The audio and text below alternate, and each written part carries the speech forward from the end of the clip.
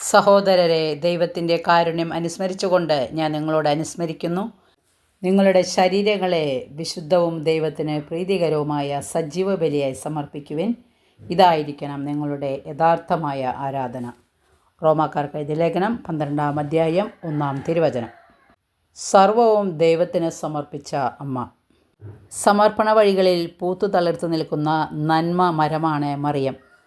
ശരീരവും മനസ്സും ആത്മാവും ദൈവത്തിന് പൂർണ്ണമായി സമർപ്പിച്ചവളുടെ പേരാണ് പരിശുദ്ധ മറിയം. പാതി വഴിയിൽ സമർപ്പണം ഉപേക്ഷിക്കുന്നവരും സമ്പൂർണ്ണ സമർപ്പണം നടത്താൻ വിമുഖത കാണിക്കുന്നവരും മറിയം എന്ന വടവൃക്ഷത്തിൻ്റെ തണലിലേക്ക് ചേക്കേറണം.